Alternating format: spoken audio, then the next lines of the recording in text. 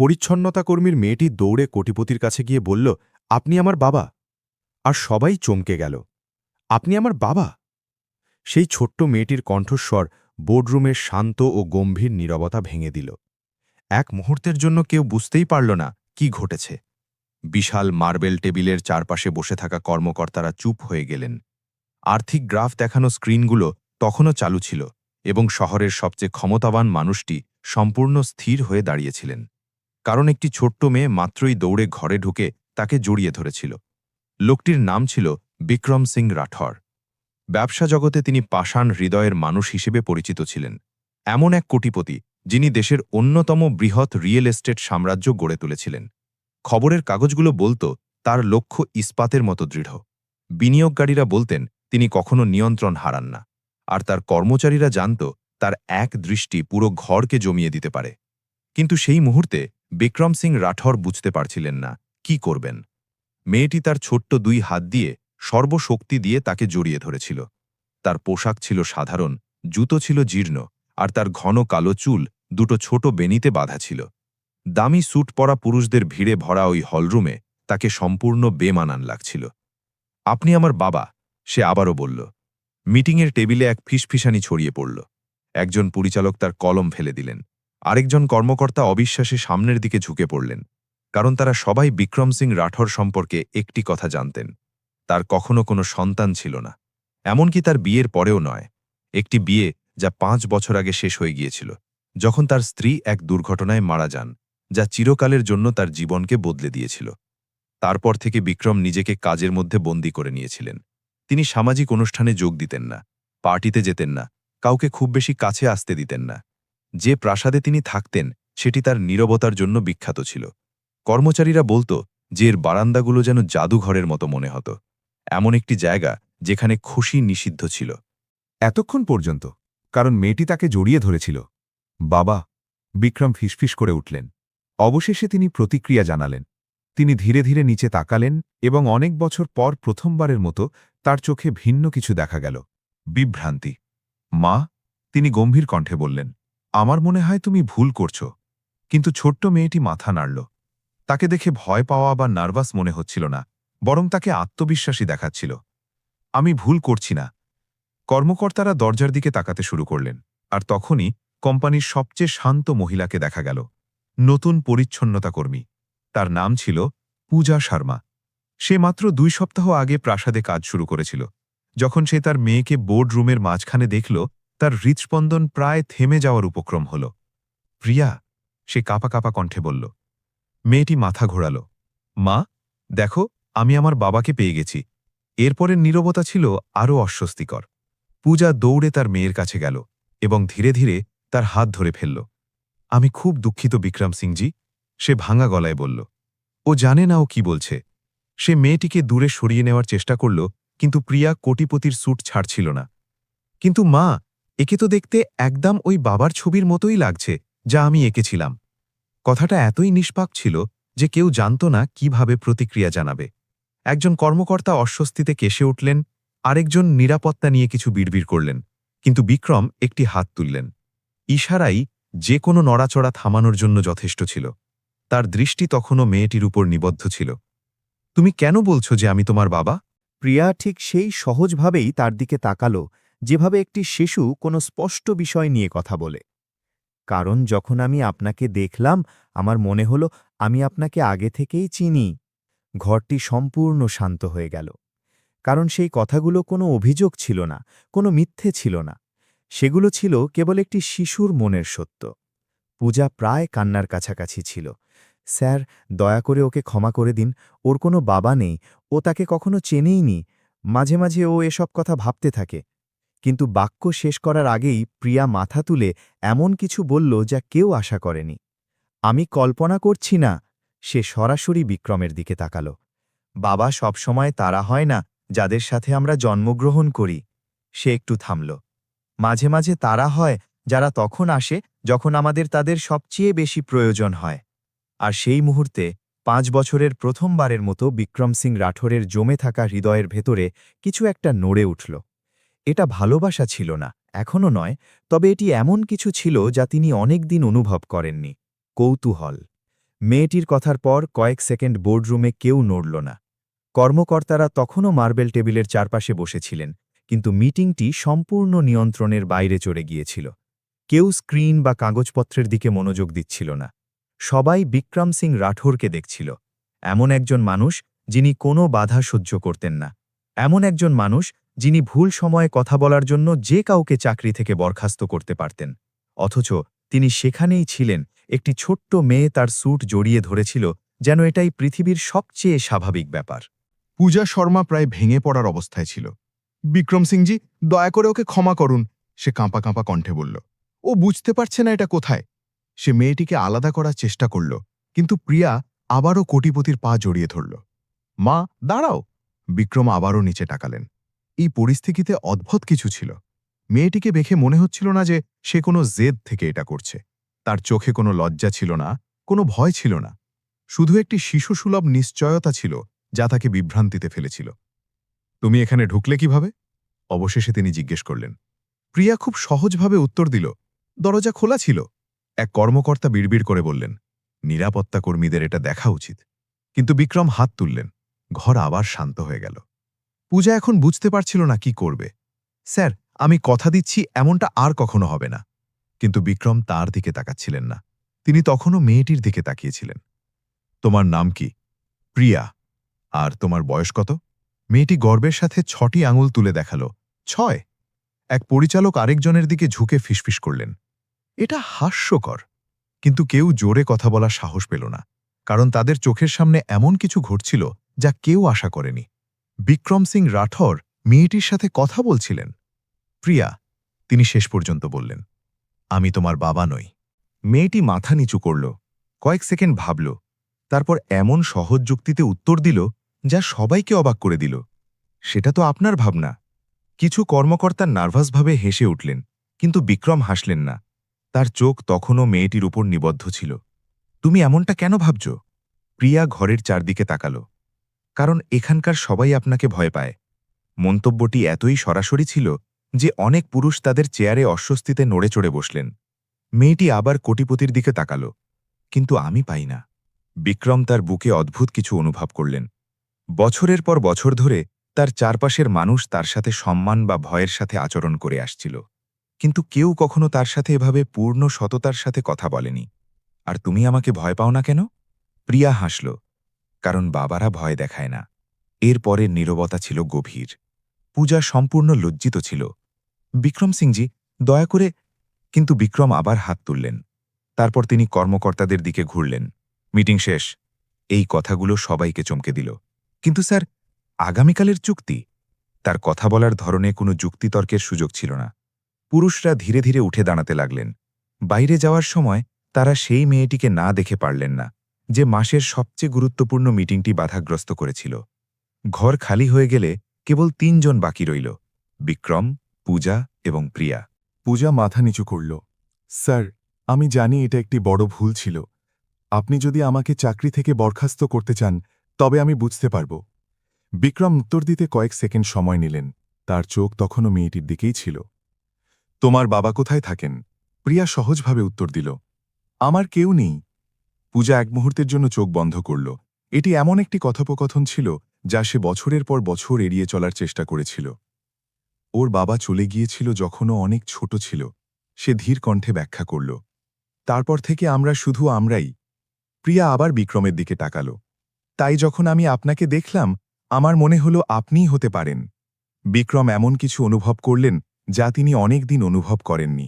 এটা দুঃখ ছিল না, এটা আরও গভীর কিছু ছিল। এমন এক অনুভূতি যা তিনি তার স্ত্রীর স্মৃতির সাথে কবর দিয়ে দিয়েছিলেন। পূজা তার মেয়ের হাত ধরল। চলো প্রিয়া।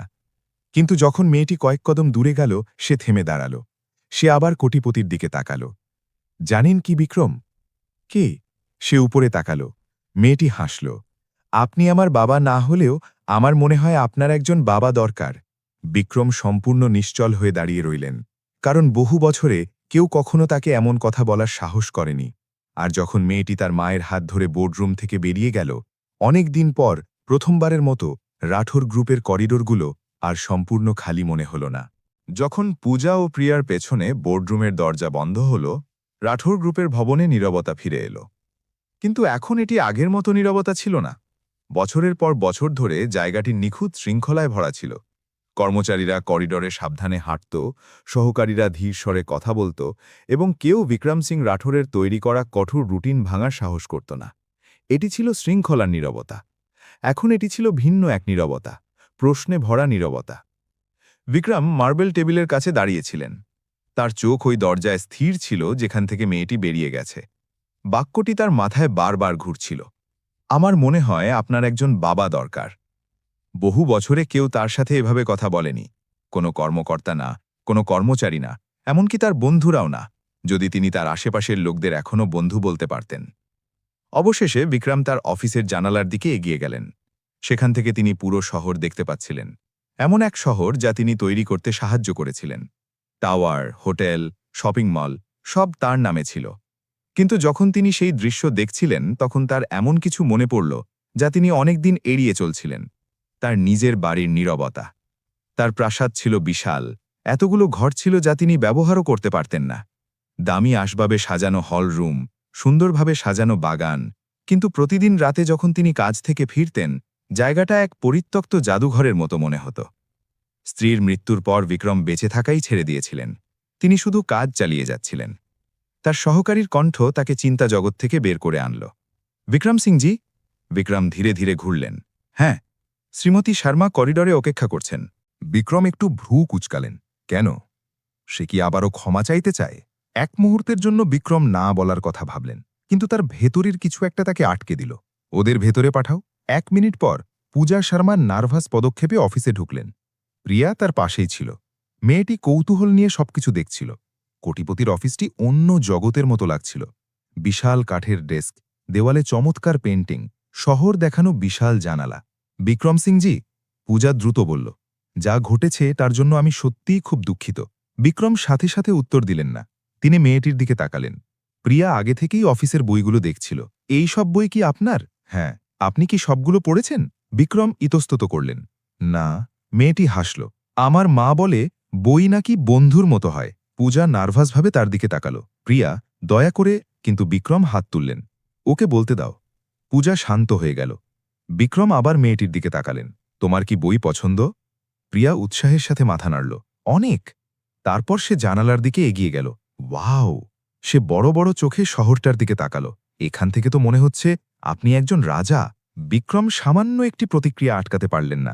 এটি ঠিক হাসি ছিল না, তবে বহু বছরে হাসির সবচেয়ে কাছাকাছি কিছু একটা ছিল। পূজা এটা খেয়াল করল এবং এটি তাকে অন্য যে কোনো কিছুর চেয়ে বেশি অবাক করল। কারণ কোম্পানিতে সবাই বিক্রম সিং রাঠোর সম্পর্কে একটি কথা জানত, তিনি হাসতেন না। কিন্তু তখনই প্রিয়া এমন কিছু বলল যা পরিবেশ আবার বদলে দিল। জানেন কি বিক্রম? তিনি ভ্রু তুললেন। কি? মেয়েটি অত্যন্ত সহজভাবে তার দিকে তাকাল। আপনার অফিসটা খুব সুন্দর। সে চারদিকে তাকাল, তারপর খুব সততার সাথে যোগ করল, কিন্তু এটা খুব মন খারাপ করা। এই মন্তব্যটি পূজাকে সম্পূর্ণ স্তম্ভিত করে দিল। প্রিয়া? কিন্তু বিক্রমকে বিরক্ত মনে হল না, তাকে চিন্তিত মনে হল। তুমি এমন কথা কেন বলছ? মেয়েটি দ্বিধা না করে উত্তর দিল, কারণ এখানে কেউ হাসে না। নীরবতা আবার অফিসে ছেয়ে গেল। কিন্তু এবার এটি ছিল ভিন্ন, কারণ বিক্রম সিং রাঠোর এমন কিছু বুঝতে শুরু করেছিলেন যা তিনি বছরের পর বছর ধরে দেখতে চাননি। এই অফিসটা মন খারাপ করা ছিল না, বরং তিনি নিজেই মন খারাপ করা মানুষ ছিলেন। এবং তার স্ত্রীর মৃত্যুর পর প্রথমবারের মতো কেউ তাকে এটা বলার সাহস করেছিল, ভয় ছাড়া, স্বার্থ ছাড়া, কেবল একটি শিশুর সততা দিয়ে। বিক্রম কয়েক সেকেন্ড প্রিয়ার দিকে তাকিয়ে রইলেন, তারপর এমন কিছু বললেন যা পূজাকেও চমকে দিল। তুমি কি কাল আবার আসতে চাও? মেয়েটি উৎসাহে চোখ বড় করল। আপনার অফিসে? বিক্রম ধীরে ধীরে মাথা নাড়লেন। হ্যাঁ। প্রিয়া হাসল, এবং সেই হাসিটি ভবনের যে কোনো বাতির চেয়েও অফিসটিকে বেশি আলোকিত করে তুলল। কারণ অজান্তেই 6 বছরের একটি ছোট্ট মেয়ে শহরের সবচেয়ে শীতল মানুষের জীবন বদলাতে শুরু করেছিল। পরদিন বিক্রম সিং রাঠোরের সম্পূর্ণ সুশৃঙ্খল রুটিনে অদ্ভুত কিছু ঘটল। বছরের পর বছর ধরে তার সকালগুলো ছিল একদম একই রকম। একা সকালের নাস্তা, কালো কফি, সম্পূর্ণ নীরবতা এবং তারপর বিশাল প্রাসাদের গেটে অপেক্ষারত গাড়ি। কিন্তু ওই দিন সকালে যখন তিনি কফি শেষ করছিলেন, তার একটি অপ্রত্যাশিত কথা মনে পড়ল। একটি প্রতিশ্রুতি, এমন এক প্রতিশ্রুতি যা তিনি কখনো কল্পনাও করেননি। তুমি কি কাল আবার আসতে চাও? মেয়েটির কণ্ঠ তার স্মৃতিতে ফিরে এলো। প্রিয়া, নতুন পরিচ্ছন্নতা কর্মীর মেয়ে। বিক্রম কাপটি টেবিলে রেখে দিলেন।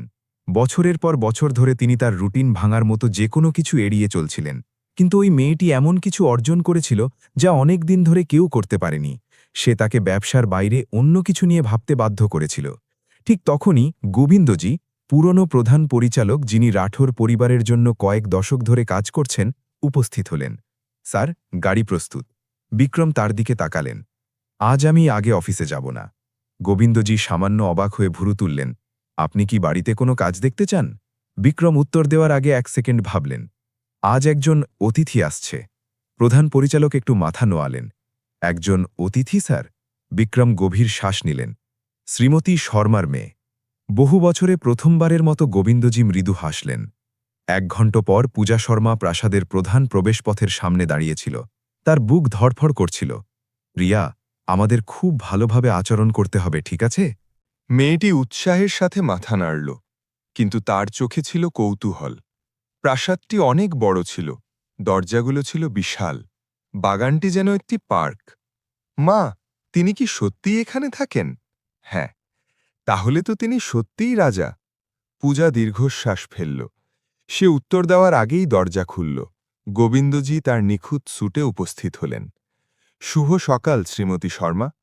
পূজা সম্মানের সাথে মাথা নোয়াল। শুভ সকাল। প্রধান পরিচারক মেয়েটিকে দেখলেন। আর তুমি নিশ্চয়ই প্রিয়া? মেয়েটি হাসল। হ্যাঁ। বিক্রম সিংজি আপনাদের জন্য অপেক্ষা করছেন। পূজা বুঝতে পারল তার নার্ভাসনেস ফিরে এসেছে। অপেক্ষা করছেন? গোবিন্দজি বাগানের দিকে ইশারা করে মাথা নাড়লেন। যখন তারা পেছনের আঙিনার দিকে হাঁটল, প্রিয়া একেবারে শান্ত হয়ে গেল। বাগানটি খুব বড় ছিল। সেখানে ঝর্ণা, গাছ এবং একটি ছোট কৃত্রিম পুকুর ছিল। কিন্তু যে বিষয়টি তাকে সবচেয়ে বেশি অবাক করল তা হল বিক্রম সিং রাথোরকে একটি কাঠের বেঞ্চে বসে থাকতে দেখা। তিনি স্যুট পরেছিলেন না, শুধু একটি সাধারণ শার্ট। তাকে অন্যরকম দেখাচ্ছিল। যখন তিনি মেয়েটিকে দেখলেন, তিনি উঠে দাঁড়ালেন। নমস্তে প্রিয়া। মেয়েটি সব সময়কার মতোই সহজভাবে তার দিকে দৌড়ে গেল। নমস্তে। পূজা সম্পূর্ণ ঘাবড়ে গিয়ে পেছনে দাঁড়িয়ে রইল। স্যার, আমি সত্যিই কোনো সমস্যা তৈরি করতে চাই না। বিক্রম মাথা নাড়লেন। আপনি কোনো সমস্যা তৈরি করছেন না। তিনি মেয়েটির দিকে তাকালেন। প্রিয়া শুধু ঘুরতে এসেছে। ছোট্ট মেয়েটি পুরো বাগানে ঘুরতে লাগল, সব কিছু দেখতে লাগল। আপনার বাড়িটা অনেক বড়। বিক্রম তার হাত ভাঁজ করলেন।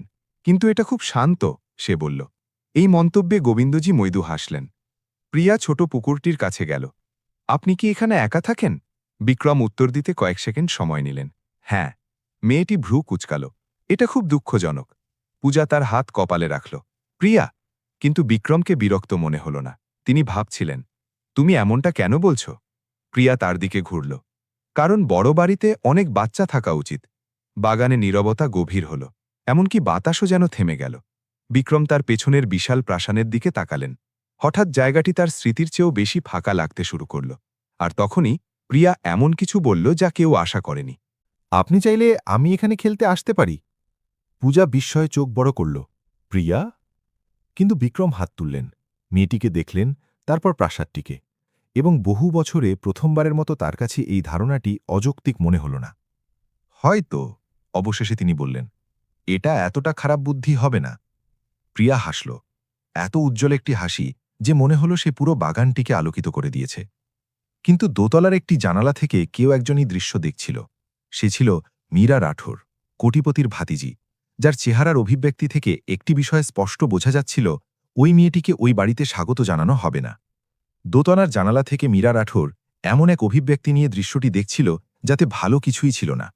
তার চোখ বাগানে নিবদ্ধ ছিল, বিক্রমের ওপর এবং ওই মেয়েটির ওপর যে ছোট পুকুরটির চারপাশে দৌড়াচ্ছিল, যেন জায়গাটি তারই নিজস্ব। মীরা তার হাত ভাঁজ করল। অবিশ্বাস্য। তার পাশে তার ভাই রোহান রাঠোর ছিল, যেও নিচে তাকিয়েছিল। এ মেয়েটিকে? মীরা তাচ্ছিল্য ভরা স্বরে উত্তর দিল, নতুন পরিচ্ছন্নতা কর্মীর মেয়ে। রোহান ভ্রু কুঁচকাল। আর সে বিক্রম কাকার সাথে বাগানে কেন? মীরা সাথে সাথে উত্তর দিল না, তবে তার মাথায় ইতিমধ্যেই বিপজ্জনক উপসংহার তৈরি হতে শুরু করেছিল। বছরের পর বছর ধরে সে এবং তার ভাই কোটিপতির একমাত্র নিকট আত্মীয় ছিল। স্ত্রীর মৃত্যুর পর বিক্রম সম্পূর্ণ একাকী হয়ে গিয়েছিলেন। তার কোনো সন্তান ছিল না, কোনো সরাসরি উত্তরাধিকারী ছিল না। আর এর মানে একটি অত্যন্ত গুরুত্বপূর্ণ বিষয় ছিল। একদিন তার সমস্ত সম্পত্তি পরিবার পেতে পারে। মীরা সবসময় এটিকে স্বাভাবিক, প্রায় অনিবার্য হিসেবে ধরে নিয়েছিল।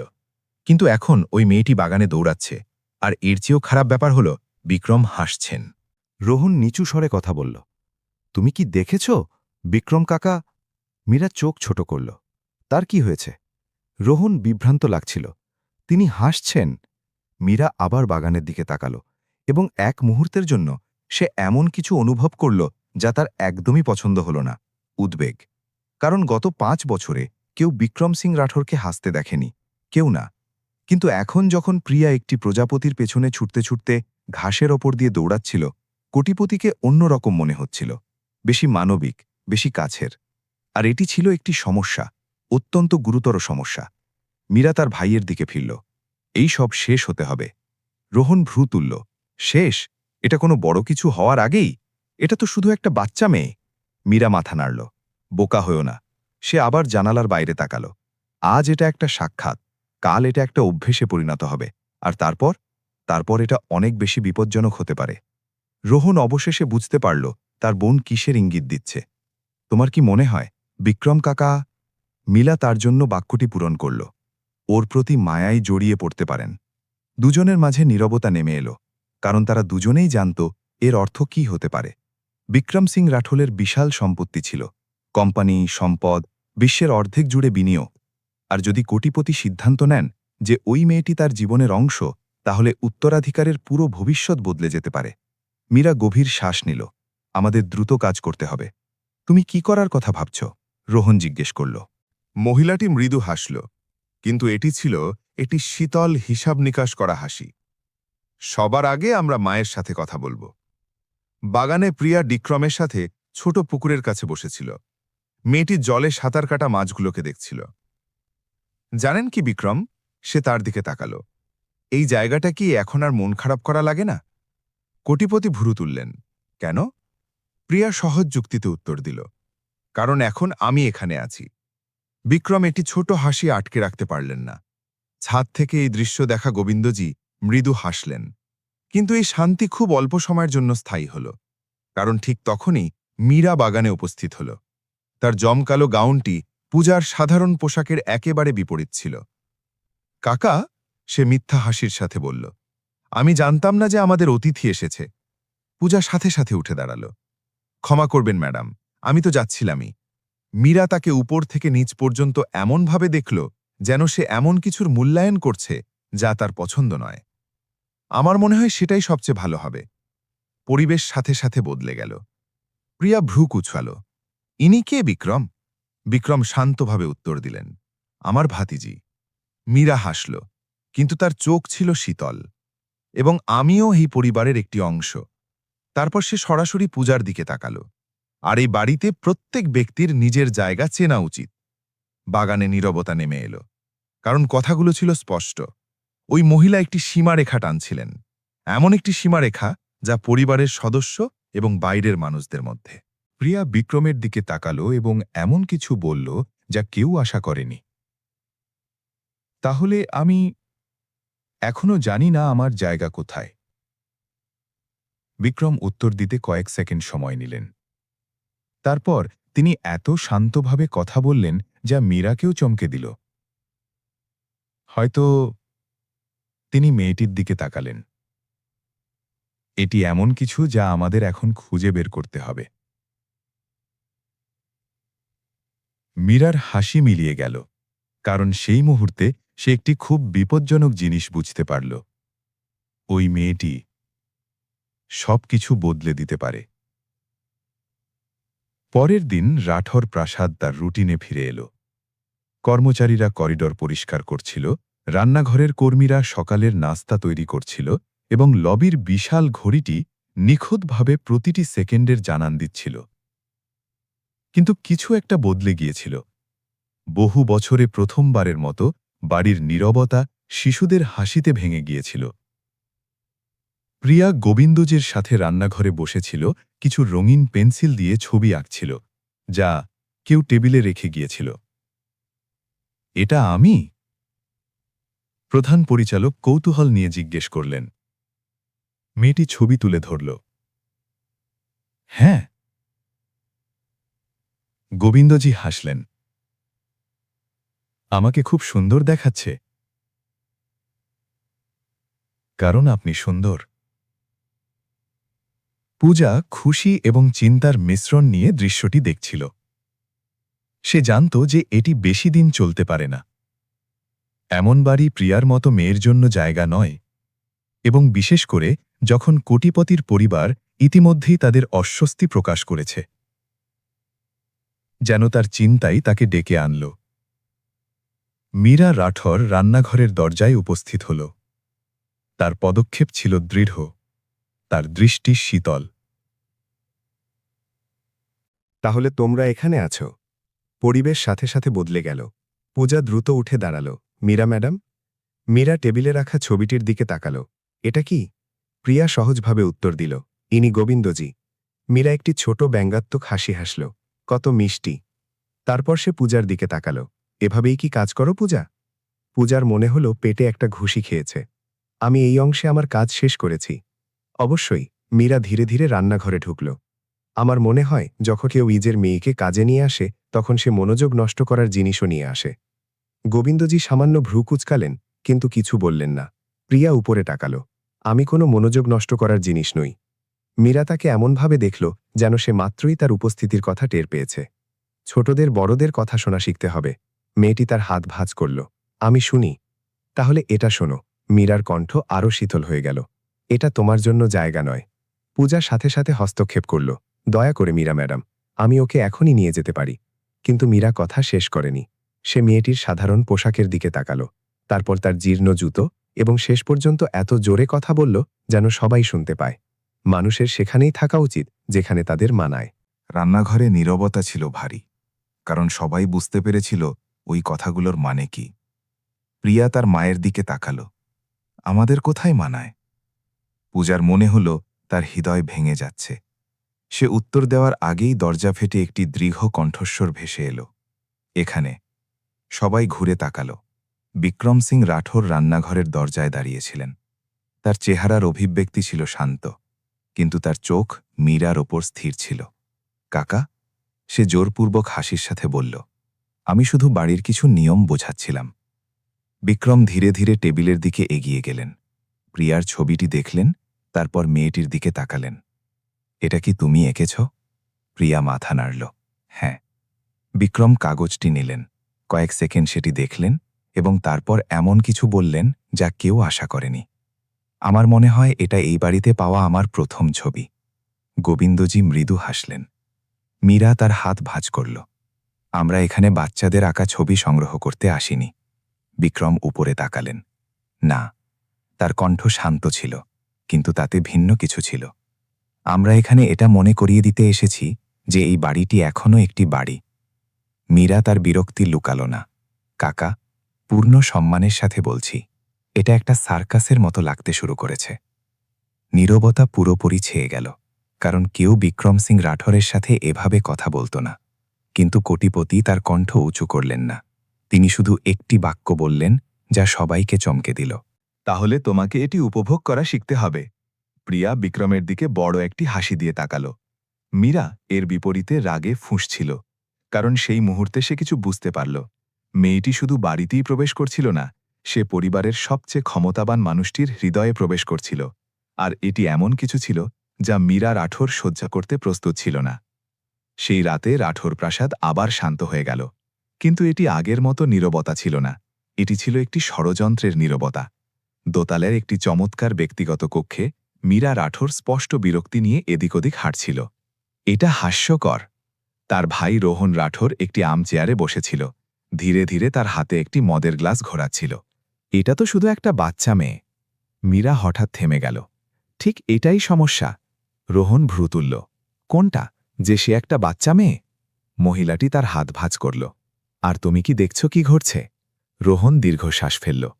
বিক্রম কাকা শুধু ভদ্রতা দেখাচ্ছেন। মীরা তেতো হাসি হাসল। ভদ্রতা? সে জানালার কাছে গেল যা বাগানের দিকে খুলত। সেখান থেকে রান্নাঘরের ছোট আলো দেখা যাচ্ছিল, যেখানে পূজা এবং প্রিয়া এখনও রাতের খাবার খাচ্ছিল। তুমি কি জানো বিক্রম কাকা শেষ কবে রান্নাঘরে রাতের খাবার খেয়েছেন? রোহন মাথা নাড়ল, কখনো না। মীরা আবার তার দিকে ফিরল। কিন্তু আজ তিনি খেয়েছেন। রোহন একটু ভ্রু কুচকাল। তুমি কি নিশ্চিত? আমি নিজের চোখে দেখেছি। ঘরে নীরবতা নেমে এলো, কারণ এটি সত্যিই অদ্ভুত ছিল। বছরের পর বছর ধরে বিক্রম বাড়ির সব কর্মচারীদের থেকে কঠোর দূরত্ব বজায় রেখেছিলেন। তিনি তাদের সাথে কথা বলতেন না, তাদের সাথে জায়গা ভাগ করতেন না। তিনি কোনো ধরনের ঘনিষ্ঠতার অনুমতি দিতেন না। কিন্তু এখন তিনি পরিচ্ছন্নতা কর্মীর মেয়ের সাথে রাতের খাবার খাচ্ছিলেন। রোহন গ্লাসটি টেবিলে রেখে দিল। তোমার কি মনে হয় এর মানে কি? মীরা কোনো সন্দেহ ছাড়াই উত্তর দিল, ওই মেয়েটি তাকে বদলাচ্ছে। শব্দগুলো বাতাসে ভাসতে লাগল। বদলাচ্ছে, এমন কিছু যা বহু বছরে কেউ করতে পারেনি, না বন্ধু, না পরিবার, না সঙ্গী। কিন্তু একটি 6 বছরের মেয়ে এটা করছিল। মীরা গভীর শ্বাস নিল। আর যদি এটা এভাবেই চলতে থাকে? সে সরাসরি তার ভাইয়ের দিকে তাকাল। তাহলে আমাদের পুরো ভবিষ্যৎ বদলে যেতে পারে। রোহন সাথে সাথে বুঝতে পারল, আর বেশি ব্যাখ্যার প্রয়োজন ছিল না। রাঠোর সাম্রাজ্য ছিল বিশাল, কোম্পানি, সম্পত্তি, কোটি কোটি টাকার বিনিয়োগ, আর বিক্রমের কোনো সন্তান ছিল না। এর সবসময় একটি গুরুত্বপূর্ণ অর্থ ছিল। একদিন পরিবারের সম্পদ তার সবচেয়ে কাছের আত্মীয় মীরা এবং রোহন পাবে। কিন্তু যদি বিক্রম সিদ্ধান্ত নেন যে প্রিয়া তার জীবনের অংশ, তাহলে সবকিছু বদলে যেতে পারে। তুমি কি পরামর্শ দাও? রোহন জিজ্ঞেস করল। মীরা ধীরে ধীরে টেবিলের দিকে এগিয়ে গেল। তার কণ্ঠ ধীর এবং হিসেবি হয়ে গেল।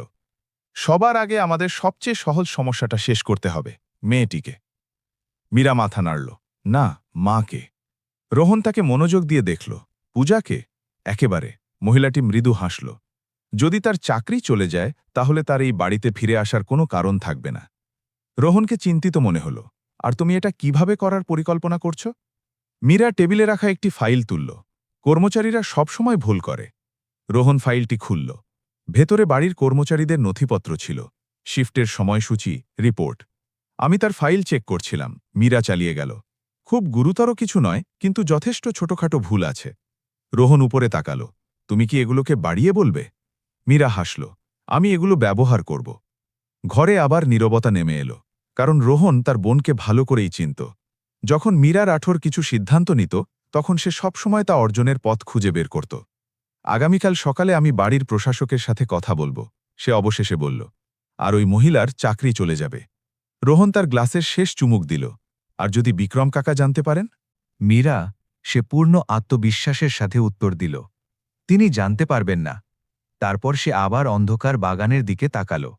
আর যখন সবকিছু শেষ হয়ে যাবে, ওই মেয়েটি ঠিক সেখানেই ফিরে যাবে, যেখানে তাকে মানায়। রাতের নীরবতা প্রাসাদটিকে তার কোলে তুলে নিল।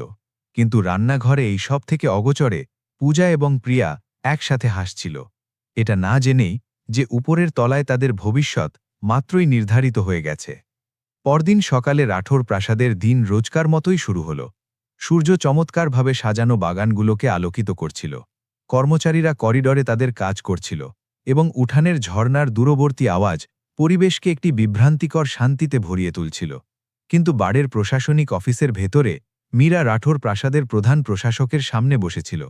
মিস্টার গুপ্তা, সে দৃঢ় কণ্ঠে বলল, আমাদের একজন কর্মচারীকে নিয়ে কথা বলতে হবে। লোকটি উপরে তাকাল।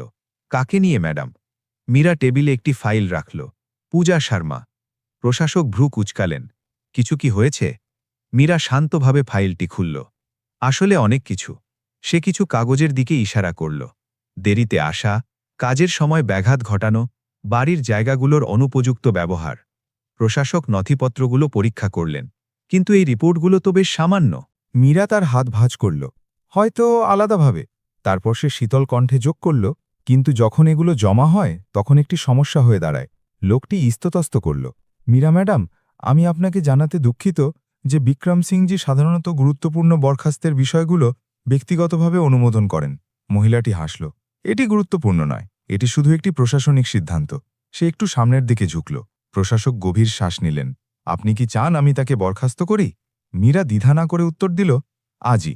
রান্নাঘরে পূজা কিছু বাসনপত্র গোছাচ্ছিল, আর প্রিয়া টেবিলের এক কোণায় ছবি আঁকছিল। মেয়েটিকে খুশি দেখাচ্ছিল। জানালা দিয়ে সে বাগান এবং ছোট পুকুরের মাছগুলো দেখতে পাচ্ছিল। মা, সে নিজের আঁকা ছবিটি তুলে ধরে বলল, আজ আমি বিক্রম সিংজির একটি ছবি আঁকব। পূজা ক্লান্ত হাসির সাথে উত্তর দিল, আরেকটি? এটা আরও ভালো হবে। মেয়েটি উৎসাহের সাথে যোগ করল, কারণ এখন আমি জানি তিনি কিভাবে হাসেন। পূজা খুশি এবং চিন্তার মিশ্রণ অনুভব করল। প্রিয়া এবং বিক্রমের সম্পর্ক বাড়ির ভেতরে কিছু একটা বদলে দিয়েছিল, কিন্তু এটি অস্বস্তিকর দৃষ্টিও জাগিয়ে তুলেছিল। ঠিক তখনই প্রশাসক উপস্থিত হলেন। শ্রীমতী শর্মা। পূজা মাথা তুলল। হ্যাঁ মিস্টার গুপ্তা। লোকটিকে অস্বস্তিকর লাগছিল। আমাকে আপনার সাথে একটু কথা বলতে হবে। প্রিয়া উপরে তাকালো। আমি কি শুনতে পারি? পূজা আলতো করে তার চুলে হাত বুলিয়ে দিল। এখানে একটু বসো মা। তারা করিডোরের দিকে গেল। প্রশাসক দীর্ঘশ্বাস ফেললেন। শ্রীমতী শর্মা, আমি আপনাকে জানাতে দুঃখিত যে আজ এই বাড়িতে কাজ করার আপনার শেষ দিন হবে। পূজার পৃথিবী থমকে গেল। কি?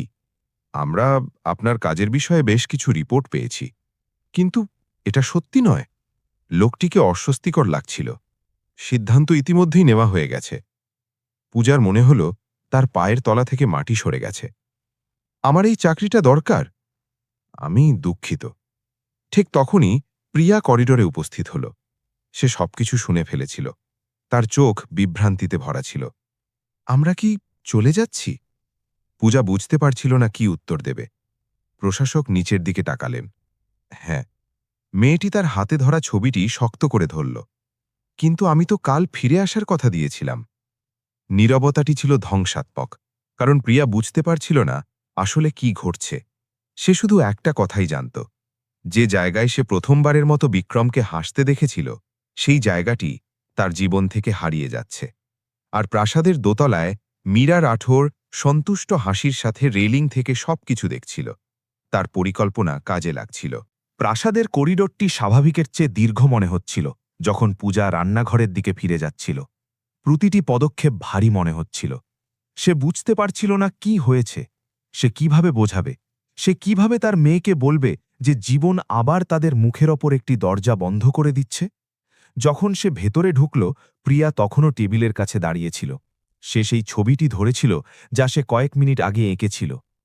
মা, সে ধীর স্বরে জিজ্ঞেস করল, আমাদের কি সত্যিই চলে যেতে হবে? পূজা গভীর শ্বাস নিল। হ্যাঁ মা। মেয়েটি ছবিটির দিকে তাকাল। কাগজে বিক্রম সিং রাঠোরকে একটি বড় হাসির সাথে আঁকা হয়েছিল, এমন একটি হাসি যা প্রায় কেউ আগে দেখেনি।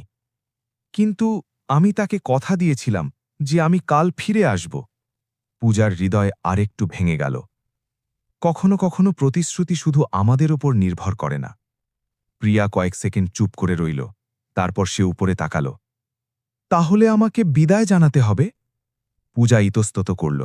সে জানত যে আর কোনো দৃষ্টি আকর্ষণ না করে চলে যাওয়াই সবচেয়ে ভালো হবে, কিন্তু সে এও জানত যে তার মেয়ে এই জায়গাটিকে সহজে ভুলবে না। ঠিক আছে, সে অবশেষে বলল, কিন্তু শুধু এক মুহূর্তের জন্য।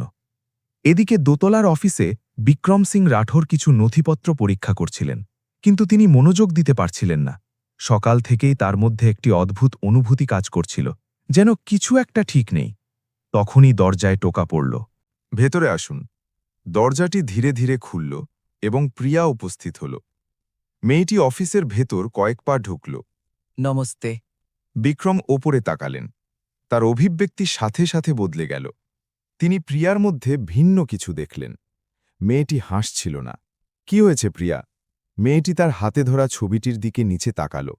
আমি বিদায় জানাতে এসেছি। বিক্রম ভ্রু কুঁচকালেন। বিদায়? হ্যাঁ, মেয়েটি কাগজটি তুলে ধরল। এটা আপনার জন্য। বিক্রম ছবিটি সাবধানে নিলেন। এটি ছিলেন তিনি, হাস্যোজ্জ্বল। ছবির নিচে মেয়েটির বাঁকা অক্ষরে একটি বাক্য লেখা ছিল, যাতে আপনি আর কখনো মন খারাপ না করেন। বিক্রম তার বুকে একটি দলা পাকানো অনুভূতি টের পেলেন। তুমি বিদায় কেন জানাচ্ছ? প্রিয়া এত সহজভাবে উত্তর দিল, যা তাকে গভীরভাবে আঘাত করল। কারণ আমরা আর এখানে থাকতে পারব না। নীরবতা অফিসে ছেয়ে গেল। এটা কে বলেছে? একজন স্যার আমার মায়ের সাথে কথা বলেছেন। তিনি বলেছেন যে আমরা আর এখানে কাজ করি না। বিক্রমের চেহারা গম্ভীর হয়ে গেল, খুব গম্ভীর। এই সিদ্ধান্ত কে নিয়েছে? প্রিয়া কাঁধ ঝাঁকাল। আমি জানি না। মেয়েটি ওপরে তাকাল। কিন্তু যাওয়ার আগে আমি আপনাকে কিছু বলতে চেয়েছিলাম। বিক্রম তাকে মনোযোগ দিয়ে দেখলেন। কি? প্রিয়া ডেস্কের কাছে গেল, তারপর এমন কিছু বলল যা কোটিপতিকে সম্পূর্ণ নিশ্চল করে দিল। হাসার জন্য ধন্যবাদ। নীরবতা গভীর ছিল, কারণ যখন আপনি হাসেন তখন আপনাকে এতটা একাকী মনে হয় না। বিক্রম কয়েক সেকেন্ড বুঝতে পারলেন না কি বলবেন। অবশেষে তিনি খুব ধীর কণ্ঠে কিছু একটা জিজ্ঞেস করলেন। তোমার মা এখন কোথায়? নিজের জিনিসপত্র গুছিয়ে নিচ্ছেন। মেয়েটি দরজার দিকে এগোতে লাগল। বিদায় বিক্রম সিংজি। কিন্তু সে বের হওয়ার আগেই বিক্রম কথা বলে উঠলেন। তার কণ্ঠ ছিল দৃঢ়। প্রিয়া। মেয়েটি ঘুরল। কোটিপটি দাঁড়িয়েছিলেন। এই বাড়ি থেকে কেউ যাচ্ছে না। প্রিয়া চোখের পলক ফেলল। কি? বিক্রম দরজার দিকে এগিয়ে গেলেন। তার চোখে এখন এমন এক অভিব্যক্তি ছিল যা কোম্পানির সবাই খুব ভালোভাবে চিনত। এমন একজন মানুষের অভিব্যক্তি যিনি একটি গুরুত্বপূর্ণ সিদ্ধান্ত নিতে চলেছেন। আমার মনে হয় কিছু বিষয় পরিষ্কার করার সময় এসেছে। আর যখন তিনি প্রাসাদের দোতলায় তার অফিস থেকে বেরিয়ে আসছিলেন, তখন মীরা রাঠোর প্রথমবারের মতো অনুভব করল যে তার পরিকল্পনা ব্যর্থ হতে চলেছে। বিক্রম সিং রাঠোরের পায়ের আওয়াজ দোতলার করিডোরে প্রতিধ্বনিত হল। তিনি খুব দ্রুত হাঁটছিলেন না, কিন্তু প্রতিটি পদক্ষেপে একটি দৃঢ়তা ছিল যা প্রাসাদের সবাই ভালোভাবে চিনত।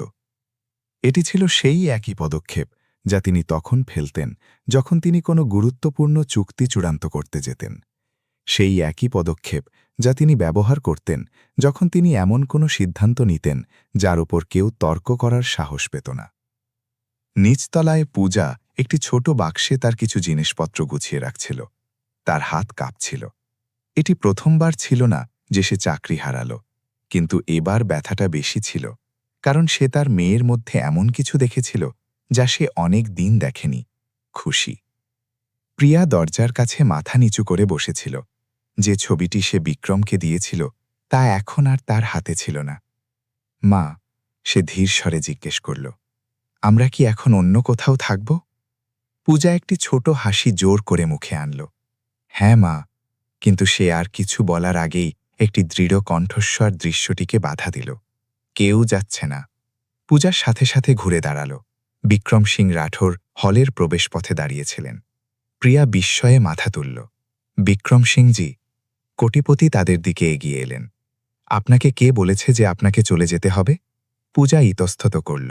বাড়ির প্রশাসক। আর তাকেই নির্দেশ কে দিয়েছে? নীরবতা যথেষ্ট ছিল। বিক্রম তার দৃষ্টি সিঁড়ির দিকে তুললেন। আর ঠিক সেই মুহূর্তে মীরা রাঠোর দোতলায় উপস্থিত হল। সে শুনছিল। আমি দিয়েছি, সে শান্তভাবে বলল। বিক্রম তার কণ্ঠ উঁচু করলেন না, কিন্তু তার দৃষ্টি শীতল হয়ে গেল। সত্যি? মীরা ধীরে ধীরে সিঁড়ি দিয়ে নিচে নামতে লাগল। কাকা, এই বাড়ির নিয়ম আছে। কর্মচারীরা কাজ করে, তারা তাদের বাচ্চাদের বাগানে খেলতে নিয়ে আসে না। পূজা মাথা নিচু করল। আপনি ঠিক বলছেন ম্যাডাম। স্যার, আমরা কোনো সমস্যা তৈরি করতে চাই না।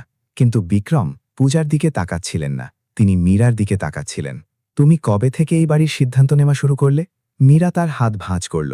যখন থেকে কাউকে এটা করতে হলো। কাউকে তো পরিবারের রক্ষা করতে হবে। নীরবতা ভারী হয়ে গেল, কারণ সবাই জানত মীরা কিসের ইঙ্গিত দিচ্ছে। মহিলাটি সরাসরি প্রিয়ার দিকে তাকাল। মানুষের তাদের সাথেই থাকা উচিত যাদের সাথে তাদের মানায়। মেয়েটি ভ্রু কুঁচকাল। আমার তো আমার মায়ের সাথে মানায়। মীরা শীতল হাসির সাথে উত্তর দিল, একেবারে। কিন্তু সে আর কিছু বলার আগেই বিক্রম কথা বলে উঠলেন। মীরা। মহিলাটি তার দিকে তাকাল। হ্যাঁ কাকা, তুমি ভুল। মীরা ভ্রু তুলল। কি বিষয়? বিক্রম প্রিয়ার দিকে এগিয়ে গেলেন। তারপর তিনি তার উচ্চতায় আসার জন্য একটু নিচু হলেন। কিছু মানুষ তোমার জীবনে অনুমতি ছাড়াই আসে। তিনি মেয়েটির দিকে তাকালেন, কিন্তু তারা ঠিক সেই মানুষটি হয়ে ওঠে যাদের তোমার সবচেয়ে বেশি প্রয়োজন ছিল। হলে সম্পূর্ণ নীরবতা বিরাজ করছিল। বিক্রম আবার সোজা হয়ে দাঁড়ালেন। পূজা শর্মাকে চাকরি থেকে বরখাস্ত করা হয়নি। মীরা অবিশ্বাসে তার দিকে তাকাল। কি? সে এখানেই কাজ করতে থাকবে? তারপর তিনি এমন কিছু যোগ করলেন যা প্রাসাদের পরিবেশকে সম্পূর্ণ বদলে দিল, এবং তার মেয়েকেও স্বাগত। মীরার চোখ কঠোর হয়ে গেল। এটা তো পাগলামি। বিক্রম শান্তভাবে তাকে দেখলেন। না, এটি একটি সিদ্ধান্ত। পূজা বড় একটি হাসি দিয়ে পূজার দিকে তাকাল। আমরা কি থাকতে পারব? বিক্রম একটি ছোট হাসির সাথে উত্তর দিলেন, হ্যাঁ। কিন্তু মীরা কথা শেষ করেনি, কারণ সেই মুহূর্তে সে এমন কিছু বলল যা সবাইকে স্তব্ধ করে দিল। কাকা, সাবধান থাকবেন। বিক্রম একটু ভ্রু কুঁচকালেন। কি সম্পর্কে? মীরা সরাসরি মেয়েটির দিকে তাকাল। মায়া আপনাকে খুব গুরুত্বপূর্ণ কিছু ভুলিয়ে দিতে পারে। কোটিপতি তার দৃষ্টি সরালেন না। কি? মহিলাটি শীতল কণ্ঠে উত্তর দিল, যে টাকা সবসময় ভুল মানুষদের আকর্ষণ করে। মন্তব্যটি হলো একটি পাথরের মতো পড়ল, কিন্তু প্রিয়া সবার আগে উত্তর দিল, আমার মায়ের আপনার টাকা চাই না। নীরবতা গভীর ছিল। বিক্রম মেয়েটির দিকে তাকালেন এবং অনেকদিন পর প্রথমবারের মতো কোনো বাধা ছাড়াই হাসলেন। সেই সংঘাতের পর রাঠোর প্রাসাদের পরিবেশ সম্পূর্ণ বদলে গেল। বছরের পর বছর ধরে জায়গাটি নীরবতা, সম্মান এবং বাড়ির সকল বাসিন্দাদের মধ্যে প্রায় শীতল দূরত্ব দিয়ে পরিচালিত হতো। কিন্তু এখন দেয়ালগুলোর মধ্যে অদৃশ্য কিছু একটা প্রতিষ্ঠিত হয়ে গিয়েছিল, একটি ধারাবাহিক মানসিক টানাপোড়েন। প্রধান খাবার ঘরে মীরা এবং রোহন মুখোমুখি বসেছিল। কাউকে শান্ত মনে হচ্ছিল না। আমি তোমাকে বলেছিলাম, মীরা বিরক্তির সাথে বিড়বিড় করল, ওই মেয়েটি তাকে বদলাচ্ছে। রোহন এক চুমুক কফি খেল। বিক্রম কাকা শুধু ভদ্রতা দেখাচ্ছেন। মীরা মাথা নাড়ল, তুমি তাকে আমার মতো চেনো না। সে জানালা দিয়ে বাগানের দিকে তাকাল। যখন বিক্রম কাকা কোনো সিদ্ধান্ত নেন তিনি তা সহজে বদলান না। রোহন ভ্রু কুঁচকাল, তাহলে তুমি কি করতে চাও? মীরা গভীর শ্বাস নিল, যদি আমরা তাদের বাড়ি থেকে বের করতে না পারি। তার কণ্ঠ ধীর হয়ে গেল, আমরা তাদের নিজেরাই চলে যেতে বাধ্য করব। সেদিন পূজা প্রাসাদের বড় হলরুমটি পরিষ্কার করছিল। সে তার কাজে মনোযোগ দেওয়ার চেষ্টা করছিল, কিন্তু সে বাকি কর্মচারীদের অস্বস্তিকর দৃষ্টি অনুভব করতে পারছিল। সমস্ত কর্মচারী এই পরিস্থিতিতে খুশি ছিল না। অনেকেই জানত যে রাঠোর পরিবার তাদের বিষয়গুলোতে কোনো বাধা সহ্য করে না, আর এখন পূজা এবং তার মেয়ে আকর্ষণের কেন্দ্রবিন্দু হয়ে উঠেছিল। প্রিয়া জানালার কাছে বসে ছবি আঁকছিল। মা, সে হাসি মুখে বলল, আজ আমি বাগানের পুকুরটার ছবি আঁকব। পূজা কাজ করতে করতে উত্তর দিল, ঠিক আছে মা। কিন্তু ঠিক সেই মুহূর্তে মীরার কণ্ঠ হলের দরজা থেকে ভেসে এলো, তাহলে তোমরা এখানে আছো? পূজা সাথে সাথে ঘুরে দাঁড়াল। মীরা ম্যাডাম। মীরা ধীরে ধীরে ঘরে ঢুকল। তার দৃষ্টি সদ্য পরিষ্কার করা মেঝের ওপর স্ক্যান করল। তারপর সে প্রিয়াকে দেখল। আবার ছবি আঁকছ? মেয়েটি উপরে তাকালো। হ্যাঁ। মীরা এমন এক অভিব্যক্তি নিয়ে হাসল যাতে ভালো কিছু ছিল না, আকর্ষণীয়। তারপর সে পূজার দিকে তাকালো। তোমার কি কিছু অদ্ভুত মনে হয় না? কি ম্যাডাম? যে কিছু কর্মচারীর মনে হচ্ছে তুমি বিশেষ সুবিধা পাচ্ছ? পূজার পেটে একটি দলা পাকানো অনুভূতি টের পেল। আমি শুধু আমার কাজ করি। মীরা তার কণ্ঠ কিছুটা উঁচু করল। সত্যি? সেই মুহূর্তে করিডোর দিয়ে যাওয়া কয়েকজন কর্মচারী থেমে গেল। মহিলাটি কথা বলতে থাকল, কারণ বাইরে থেকে অন্যরকম মনে হয়। পূজার নিচে তাকাল। আমি বুঝতে পারছি না আপনি কি বোঝাতে চাইছেন। মীরা শীতল কণ্ঠে উত্তর দিল, মনে হচ্ছে তুমি তোমার মেয়েকে ব্যবহার করে বিক্রম সিংজির কাছাকাছি যাওয়ার চেষ্টা করছ। মন্তব্যটি একটি চরের মতো এসে লাগল। হলে নীরবতা নেমে এলো। প্রিয়া ভ্রু কুচকাল। এটা সত্যি নয়। কিন্তু মীরা থামল না। উচ্চাকাঙ্ক্ষী মানুষ সবসময় ওপরে ওঠার খুব সৃজনশীল উপায় খুঁজে বের করে। পূজার চোখে জল চলে এলো। নিজের জন্য নয়, তার মেয়ের জন্য। এটা ওর সামনে বলবেন না। সে ফিসফিস করল, কিন্তু মীরা নিষ্ঠুরভাবে উত্তর দিল, তাহলে ওকে এমন জায়গায় এনো না যেখানে ওকে মানায় না। নীরবতা অসহনীয় হয়ে উঠল। আর ঠিক যখন পূজা ভাবছিল যে এর থেকে বেশি অপমানিত সে হতে পারে না, তখন হলে একটি দৃঢ় কণ্ঠ প্রতিধ্বনিত হল, যথেষ্ট হয়েছে। সবাই ঘুরে তাকাল। বিক্রম সিং রাঠোর প্রবেশপথে দাঁড়িয়েছিলেন। তার দৃষ্টি মীরার উপর স্থির ছিল, এবং অনেক দিন পর প্রথমবারের মতো কোটিপতিকে সত্যিই রাগান্বিত মনে হচ্ছিল। মীরা শান্ত থাকার চেষ্টা করল। বিক্রম কাকা, আমি শুধু সত্যিটাই বলছিলাম। কিন্তু বিক্রম হলের মাঝখানের দিকে এগিয়ে গেলেন। না। তার কণ্ঠ শান্ত ছিল, কিন্তু প্রতিটি শব্দে ওজন ছিল। তুমি সীমা অতিক্রম করছিলে। নীরবতা পুরোপুরি ছেয়ে গেল, কারণ সবাই একটি কথা খুব স্পষ্টভাবে জানত। যখন বিক্রম সিং রাঠোর এভাবে কথা বলতেন, তখন কোনো গুরুত্বপূর্ণ বিষয় বদলাতে চলেছে। রাঠোর প্রাসাদের বিশাল হলরুমে নীরবতা এত ভারী হয়ে গেল যে কেউ নড়ার সাহস পাচ্ছিল না। যে কর্মচারীরা দৃশ্যটি দেখছিল তারা করিডোরে শান্ত হয়ে দাঁড়িয়েছিল। কেউ আগে কথা বলার সাহস পাচ্ছিল না। হলের মাঝখানে পূজা সজল চোখে, প্রিয়া তার ড্রয়িং বুক জড়িয়ে ধরে এবং মীরা, যে এখনও তার কাকার সামনে শান্ত থাকার চেষ্টা করছিল, দাঁড়িয়েছিল। কিন্তু বিক্রম সিং রাঠোরের দৃষ্টি থেকে একটি বিষয় স্পষ্ট ছিল, পরিস্থিতি অনেক দূর গড়িয়েছে। বিক্রম কাকা, মীরা চিন্তিত হাসির সাথে বলল, আমি শুধু পরিবারকে রক্ষা করছিলাম। বিক্রম তাকে এমন শান্তভাবে দেখলেন যা যে কোনো চিৎকারের চেয়েও বেশি ভীতিকর ছিল। পরিবারকে রক্ষা? মীরা মাথা নাড়ল। আপনি কি জানেন যে মানুষ সবসময় টাকাওয়ালা মানুষের সুযোগ নেওয়ার চেষ্টা করে? মন্তব্যটি সরাসরি ছিল। হলের সবাই জানত সে কার সম্পর্কে কথা বলছে। পূজা মাথা নিচু করল। স্যার, আমরা সত্যি কোনো সমস্যা তৈরি করতে চাই না। যদি দরকার হয় আমরা চলে যাব। প্রিয়া সাথে সাথে ওপরে তাকালো। কি? মেয়েটি অবাক হয়ে তার মায়ের দিকে তাকালো। কিন্তু আমি তো যেতে চাই না। পূজা আলতো করে তার চুলে হাত বুলিয়ে দিল। মাঝে মাঝে আমাদের এমন জায়গা থেকে চলে যেতে হয় যেখানে আমাদের স্বাগত জানানো হয় না। কিন্তু বিক্রম সে কথা শেষ করার আগেই কথা বলে উঠলেন। কে বলল তাদের স্বাগত জানানো হচ্ছে না? পূজা ওপরে তাকালো। স্যার? বিক্রম ধীরে ধীরে হলের মাঝখানের দিকে এগিয়ে গেলেন। তারপর তিনি সেই সব কর্মচারীদের দিকে তাকালেন যারা দেখছিল। আমি চাই সবাই শুনুক। নীরবতা ছিল সম্পূর্ণ। বিক্রম পূজার দিকে ফিরলেন। 5 বছর ধরে এই বাড়িটি একটি ফাঁকা জায়গা ছিল। কেউ এর নীরবতা ভাঙার সাহস করেনি। শান্ত, শীতল এবং মন খারাপ করা। তার চোখ প্রিয়ার ওপর নিবদ্ধ হল। মেয়েটি তাকে মনোযোগ দিয়ে দেখছিল। যতক্ষণ না একটি 6 বছরের মেয়ে দৌড়ে আমার অফিসে ঢুকল আর আমাকে বাবা ডাকল। কিছু কর্মচারী দৃষ্টি বিনিময় করল। এটি প্রথমবার ছিল যখন বিক্রম এটি নিয়ে কথা বলছিলেন। কোটিপতি গভীর শ্বাস নিলেন। সবাই ভেবেছিল আমি রেগে যাব, আমি ওকে বের করে দেব, আমি আমার অহংকার রক্ষা করব। তিনি একটু থামলেন। কিন্তু ওই মেয়েটি এমন কিছু করেছে যা কেউ অনেক দিন ধরে করেনি। তিনি আবার প্রিয়ার দিকে তাকালেন। সে আমাকে মনে করিয়ে দিয়েছে হাসতে কেমন লাগে। হলে সম্পূর্ণ নীরবতা ছেয়ে গেল। বিক্রম তারপর মীরার দিকে ফিরলেন। আর এখন তুমি এসে আমাকে বলছো যে এই দুজন মানুষের এখানে মানায় না? মীরা শীতল কণ্ঠে উত্তর দিল, তারা আমাদের পরিবারের কেউ না। বিক্রম উত্তর দিতে কয়েক সেকেন্ড সময় নিলেন। তারপর তিনি এমন কিছু বললেন যা কেউ আশা করেনি। হয়তো এটাই সমস্যা। মীরা ভ্রু কুঁচকাল। আপনার মানে কি? বিক্রম শান্তভাবে বললেন, যে বছরের পর বছর ধরে এই পরিবার খুব গুরুত্বপূর্ণ কিছু ভুলে গেছে। তিনি প্রিয়ার দিকে তাকালেন, তারপর পূজার দিকে। পরিবার সবসময় রক্ত দিয়ে সংজ্ঞায়িত হয় না। শব্দগুলো হলে প্রতিধ্বনিত হল। মীরা একটি ছোট অবিশ্বাসী হাসি হাসল। এখন আপনি যে কোনো বাচ্চাকে দত্তক নেবেন যে আপনার অফিসে আসবে? বিক্রম শান্ত থেকে উত্তর দিলেন, না। তারপর তিনি এমন কিছু যোগ করলেন যা সবাইকে চমকে দিল। তবে আমি তাদের বেছে নেব যাদের আমি আমার জীবনে চাই। এরপরে নীরবতা ছিল সম্পূর্ণ, কারণ সবাই ওই কথাগুলোর অর্থ বুঝতে পেরেছিল। মীরা অবিশ্বাসে তার দিকে তাকাল। আপনি কি বলতে চাইছেন যে ওই মেয়েটি? বিক্রম তাকে থামিয়ে দিলেন। আমি বলছি যে প্রিয়াকে এই বাড়িতে সবসময় স্বাগত জানানো হবে। প্রিয়া বিস্ময়ে চোখ বড় করল। পূজার বিশ্বাস হচ্ছিল না যে সে কি শুনছে। কিন্তু বিক্রম এখনও শেষ করেননি। তিনি মেয়েটির দিকে অন্যরকম, আরও নরম, আরও মানবিক অভিব্যক্তির সাথে তাকালেন। আর যদি কোনোদিন সে আমাকে বাবা ডাকতে চায়? তিনি থামলেন। তবে আমি তাকে আটকাব না।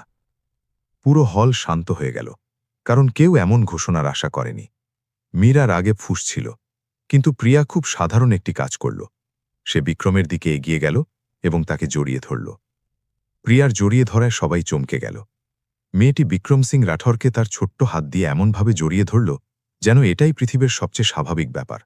তার কাছে পরিবেশের কোনো টানাপোড়েন ছিল না, না পারিবারিক তর্ক, না সম্পত্তির ঝগড়া। শুধু সাধারণ একটি বিষয় ছিল, একজন মানুষ যাকে আর মন খারাপ করা লাগছিল না। বিক্রম এক মুহূর্তের জন্য নিশ্চল হয়ে দাঁড়িয়ে রইলেন। বহু বছর ধরে কেউ তাকে এভাবে জড়িয়ে ধরেনি। ভয় ছাড়া, স্বার্থ ছাড়া, কিছু না চেয়ে, শুধু ভালোবাসা থেকে। তিনি ধীরে ধীরে একটি হাত তুললেন এবং মেয়েটির পিঠে রাখলেন। সেই মুহূর্তে হলে কিছু একটা বদলে গেল। যে কর্মচারীরা করিডর থেকে দেখছিল তারা অবাক হয়ে একে অপরের দিকে তাকাল। এমনকি গোবিন্দজিও, যিনি কয়েক দশক ধরে বাড়িতে কাজ করেছেন, এমন কিছু কখনো দেখেননি। কিন্তু মীরা ওই মুহূর্তটি শেয়ার করছিল না। তার অভিব্যক্তি রাগে ভরা ছিল। এটা অযৌক্তিক। তার কণ্ঠ নীরবতা ভাঙল। প্রিয়া আলিঙ্গন ছাড়ল এবং তার দিকে তাকাল। কেন? মীরা তাচ্ছিল্য ভরে উত্তর দিল, কারণ এই বাড়ি এমন কারোর জন্য আশ্রয়স্থল নয় যে সুযোগ নিতে চায়। পূজা এক কদম এগিয়ে গেল। দয়া করে এমন কথা বলবেন না। কিন্তু মীরা থামতে রাজি ছিল না। বিক্রম কাকা, ভালোভাবে ভেবে দেখুন। সে আরেকটু কাছে এলো। আপনি দেশের অন্যতম ধনী মানুষ। মানুষ সবসময় আপনার কাছে আসার চেষ্টা করবে, বিশেষ করে তারা যাদের কাছে কিছুই নেই। মন্তব্যটি পাথরের মতো পড়ল। পূজা নিচে তাকাল। কথাগুলো নিষ্ঠুর ছিল, কিন্তু এগুলোই সেই কথা যা থেকে সে শুরু থেকেই ভয় পাচ্ছিল। আপনি ঠিক বলছেন, পূজা ফিসফিস করে বলল। আমরা সমস্যা চাই না। সে ধীরে ধীরে প্রিয়ার হাত ধরল। আমরা চলে যাব। কিন্তু তারা দরজার দিকে এক কদম বাড়ানোর আগেই বিক্রম কথা বলে উঠলেন। কেউ যাচ্ছে না। তার কণ্ঠ ছিল দৃঢ়। পূজা থেমে গেল। মীরা অবিশ্বাসের হাসি হাসল। আপনার কি এখনও বুঝতে পারছেন না কি ঘটছে? বিক্রম সরাসরি তার চোখের দিকে তাকালেন। আমি পুরোপুরি বুঝতে পারছি। তাহলে আপনি কি জানেন এই মহিলা কি করছে? হ্যাঁ। নীরবতা ভারী হয়ে উঠল। নীরা তার হাত ভাঁজ করল। সে তার মেয়েকে ব্যবহার করে আপনার কাছে আসার চেষ্টা করছে। বিক্রম শান্তভাবে উত্তর দিলেন, না, সে তার মেয়েকে একাকী বড় করার চেষ্টা করছে। কথাগুলো ঘরটিকে নাড়িয়ে দিল। মীরা মাথা নাড়ল। আপনি খুব বোকা। বিক্রম ধীরে ধীরে হলের মাঝখানের দিকে এগিয়ে গেলেন। না, আমি শুধু এমন মানুষদের দিয়ে পরিবেষ্টিত থাকতে ক্লান্ত যারা কেবল টাকা দেখে। তারপর তিনি পূজার দিকে তাকালেন। এর পরিবর্তে সে কেবল তার মেয়েকে দেখে। নীরবতা পুরোপুরি ছেয়ে গেল। পূজা বুঝতে পারছিল না কি বলবে। বিক্রম আবার প্রিয়ার দিকে ফিরলেন। মেয়েটি তাকে মনোযোগ দিয়ে দেখছিল। প্রিয়া, হ্যাঁ, তুমি কি জানো পরিবার হবার মানে কি? মেয়েটি এক মুহূর্ত ভাবল। এর মানে হলো কেউ আপনার খেয়াল রাখে। বিক্রম মাথা নাড়লেন। একেবারে। তারপর তিনি উপস্থিত সবার দিকে তাকালেন এবং এমন কিছু বললেন যা কেউ আশা করেনি। আজ থেকে আমি চাই সবাই একটি কথা জানুক। হলটি সম্পূর্ণ শান্ত হয়ে গেল। প্রিয়া এই বাড়িতে কোনো অনুপ্রবেশকারী নয়। মীরা অবিশ্বাসে তার দিকে তাকিয়ে রইল। আপনি কি বলছেন? বিক্রম গভীর শ্বাস নিলেন এবং সেই বাক্যটি বললেন যা সব কিছু বদলে দেবে। আমি বলছি যে আমি ওকে আমার পদবি দেব। প্রভাবটি ছিল তাৎক্ষণিক। কি? মীরা চিৎকার করে উঠল। কর্মচারীরা একে অপরের দিকে তাকাতে লাগল। পূজা স্তম্ভিত হয়ে গেল। স্যার, আপনি মজা করছেন নিশ্চয়ই। কিন্তু বিক্রম চালিয়ে গেলেন। রক্ত এটা ঠিক করে না যে আপনার পরিবারকে। তিনি প্রিয়ার দিকে তাকালেন। সিদ্ধান্ত ঠিক করে। মেয়েটি পুরোপুরি বুঝতে পারছিল না কি ঘটছে, তবে সে একটি বিষয় বুঝতে পেরেছিল। এর মানে কি আমি থাকতে পারব? বিক্রম হাসলেন। হ্যাঁ। আর বহু বছরে প্রথমবারের মতো রাঠোর প্রাসাদে এমন কিছু ভরে গেল যা সে ভুলেই গিয়েছিল কেমন অনুভব হয়। আশা। বিক্রমের কথার পর রাঠোর প্রাসাদের হল সম্পূর্ণ শান্ত হয়ে গেল। কেউ নড়ছিল না, কেউ স্বাভাবিকভাবে নিঃশ্বাস নিচ্ছিল না, কারণ সবাই জানত যে তারা মাত্রই এমন কিছু শুনেছে যা ওই পরিবারের ইতিহাসকে চিরতরে বদলে দেবে। আমি ওকে আমার পদবি দেব? মীরা সবার আগে প্রতিক্রিয়া জানাল। আপনি কি পাগল হয়ে গেছেন? আপনি আমাদের পরিবারের নাম এমন এক মেয়েকে দেবেন যে দুদিন আগে এসেছে? বিক্রম তার কণ্ঠ উঁচু করলেন না। তিনি শুধু তাকে এমন শান্তভাবে দেখলেন যার উপর তর্ক করা অসম্ভব ছিল। না, তিনি ধীরে ধীরে প্রিয়ার দিকে ইশারা করলেন। আমি এমন একজন মানুষকে দেব যে আমাকে এমন কিছু ফিরিয়ে দিয়েছে যা তোমরা আমার কাছ থেকে অনেক আগেই কেড়ে নিয়েছিলে। মীরা ভ্রু কুচকাল। আর সেটা কি? বিক্রম উত্তর দিতে কয়েক সেকেন্ড সময় নিলেন। তারপর তিনি মেয়েটির দিকে তাকালেন। আবার অনুভব করার ক্ষমতা। নীরবতা গভীর ছিল। মীরা এমন কিছু বুঝতে পারল যা তার একেবারেই পছন্দ হল না। যুদ্ধ শেষ হয়ে গেছে এবং সে হেরে গেছে। আরেকটি শব্দ না বলে সে ঘুরল এবং চলে গেল। এদিকে প্রিয়া কৌতূহলী চোখে বিক্রমের দিকে তাকাল।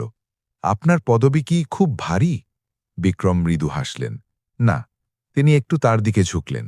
তবে যে হৃদয়ে এটি থাকে তা হ্যাঁ। কয়েক সপ্তাহ পর রাঠোর প্রাসাদ আর সেই শান্ত জায়গা ছিল না যা সবাই মনে রেখেছিল। বহু বছরে প্রথমবারের মতো করিডোরে হাসি প্রতিধ্বনিত হচ্ছিল। কর্মচারীরা প্রিয়াকে বাগানে দৌড়াতে, রান্নাঘরে ছবি আঁকতে বা পুকুরের সামনের বেঞ্চে বিক্রমের পাশে বসে থাকতে দেখে অভ্যস্ত হয়ে গিয়েছিল। বাড়িটিকে আর জাদুঘরের মতো মনে হতো না, এটিকে একটি বাড়ির মতোই মনে হতো। সেদিন বিকেলে বিক্রম বাগানে বসে সূর্যাস্ত দেখছিলেন। প্রিয়া হাতে একটি নতুন ছবি নিয়ে দৌড়ে এলো। বাবা! শব্দটি খুব সহজেই বেরিয়ে এলো। বিক্রম উপরে তকালেন। হ্যাঁ? মেয়েটি তার হাতে কাগজটি তুলে দিল। এটি ছিল ৩ জন মানুষের ছবি যারা একে অপরের হাত ধরে আছে। এগুলো আমরা, সে ব্যাখ্যা করল। বিক্রম কয়েক সেকেন্ড ছবিটির দিকে তাকিয়ে রইলেন। তারপর তিনি পূজার দিকে তাকালেন। সে কয়েক মিটার দূরে দাঁড়িয়েছিল। অশ্রুসিক্ত চোখে দৃশ্যটি দেখছিল। ধন্যবাদ, সে ধীর কণ্ঠে বলল। বিক্রম মাথা নাড়লেন। না। তিনি আবার প্রিয়ার দিকে তাকালেন। তোমাদের দুজনকেই ধন্যবাদ। মেয়েটি তার পাশে বসল। কেন? বিক্রম আকাশের দিকে তাকালেন, গভীর শ্বাস নিলেন এবং নরম কণ্ঠে উত্তর দিলেন। কারণ তুমি আমাকে শিখিয়েছ যে কোটিপতি হওয়ার মানেই সবকিছু থাকা নয়। তিনি মেয়েটিকে জড়িয়ে ধরলেন। এর মানে হল এমন মানুষদের খুঁজে পাওয়া যারা তোমার জীবনকে অর্থবহ করে তোলে। সূর্য গাছের পেছনে মিলিয়ে গেল এবং অনেকদিন পর প্রথমবারের মতো বিক্রম সিং রাঠোর আর একা ছিলেন না। যদি এই গল্পটি আপনার হৃদয়কে ছুঁয়ে থাকে, তবে কমেন্টে আমাদের জানান আপনি কোন শহর বা দেশ থেকে এই গল্পটি শুনছেন। আপনার বার্তা এই গল্পগুলোকে সারা বিশ্বে ছড়িয়ে পড়তে সাহায্য করে। আর যদি আপনি এমন গল্প পছন্দ করেন যা আবেগপূর্ণ, অনুপ্রেরণাদায়ক এবং আমাদের মনে করিয়ে দেয় যে আসলে কি গুরুত্বপূর্ণ, তবে দিল কো ছুলে নেওয়ালি কাহানিয়া চ্যানেলটি সাবস্ক্রাইব করুন। কারণ কখনো কখনো পরিবার রক্ত দিয়ে নয়, বরং ভালোবাসা দিয়ে পাওয়া যায়।